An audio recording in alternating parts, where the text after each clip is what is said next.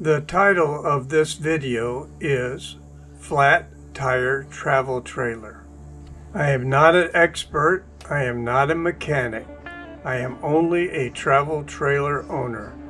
This is not a how-to guideline to change a flat tire. This is not a training process to change a flat tire. This is what I have done to change a flat tire on my travel trailer.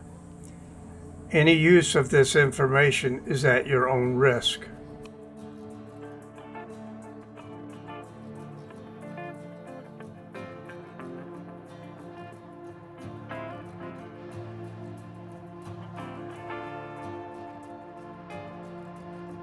Let me begin by providing some information about the travel trailer and my tires.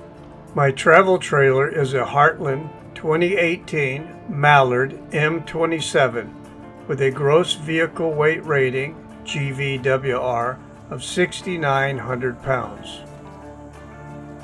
The tires on the RV had a manufactured date of the year 2020, week 32.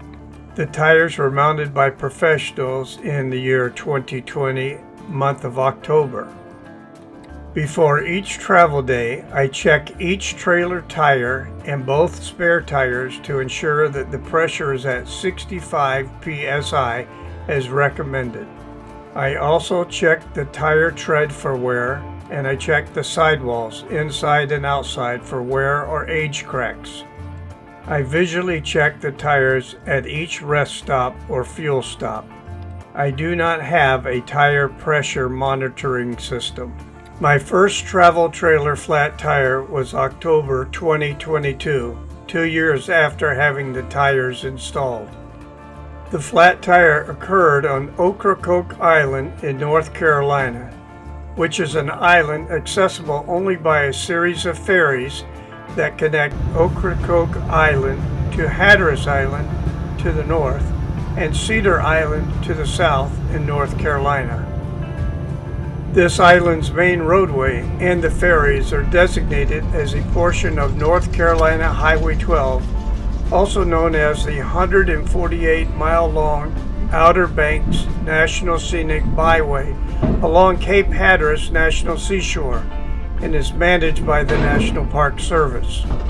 The purpose of sharing that information is to let you know that at best, any tire service or assistance would be very limited.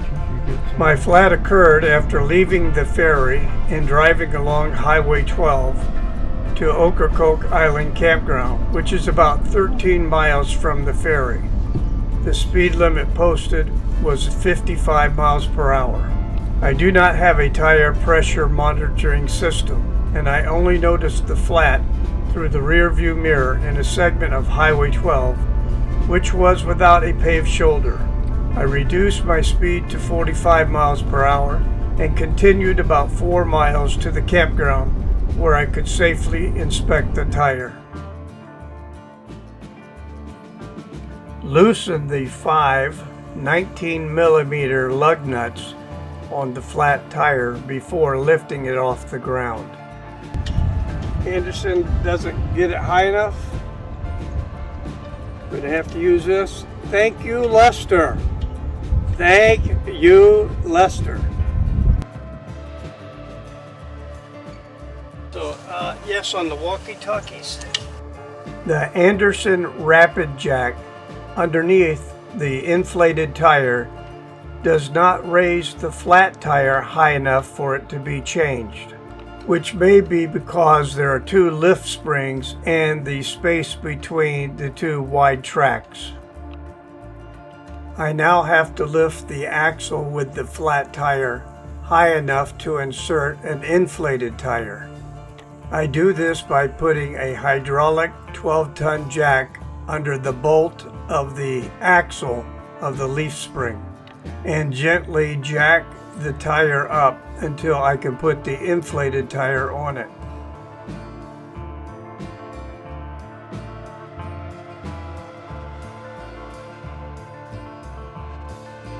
My process for changing the travel trailer tire is as follows.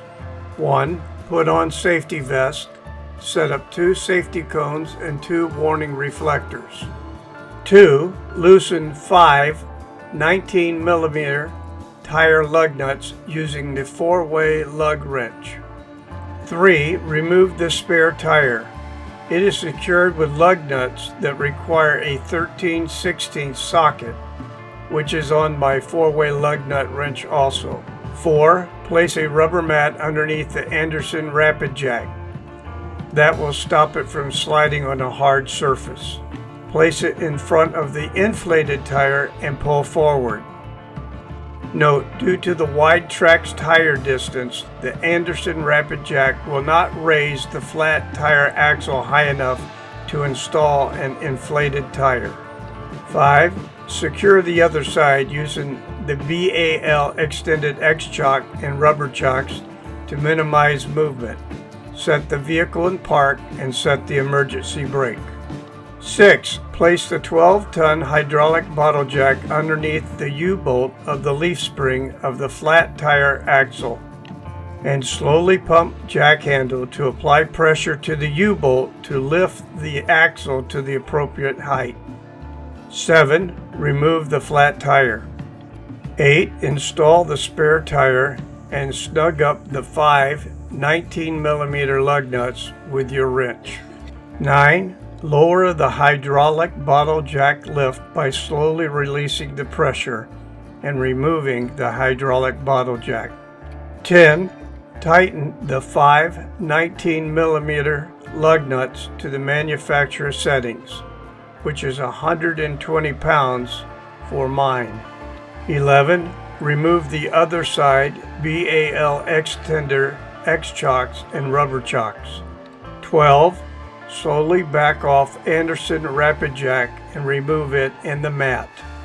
13. Place the flat in the spare tire location and secure with the 13/16 lug nuts. 14. Check for all equipment and place them in their proper location. 15. Pick up safety cones and warning reflectors. 16. Tighten and check the lug nuts to 120 pounds in about 100 miles.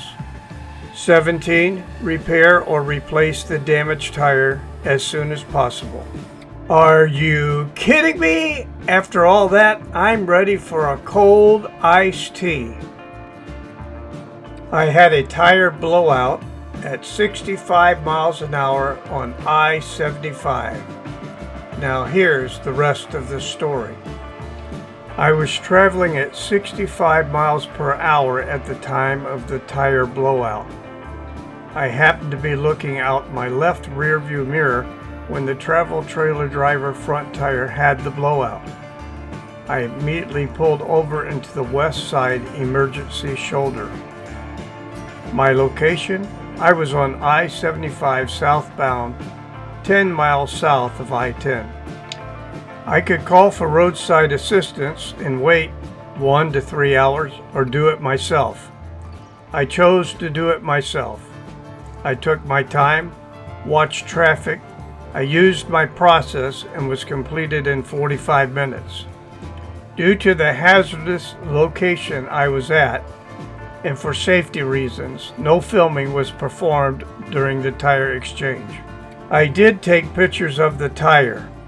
A tire expert stated, based on his review of the tire, that the sidewall hit an object or was damaged by impact shock like a pothole because of how the sidewall had burst. As to the type of tire, these are Carlisle ST 205 75 R14 with a load range D, 65 psi with a maximum speed range of 81 miles per hour. They were mounted in year 2020 and only had about 11,000 miles on them. All is well, new tire received and has been mounted and installed on the travel trailer with 65 psi. Next adventure for 2023 is Fort Wilderness at Disney World in Orlando. Then to the Florida Keys, then Georgia, then Tennessee, then who knows, We have a lot of year left over.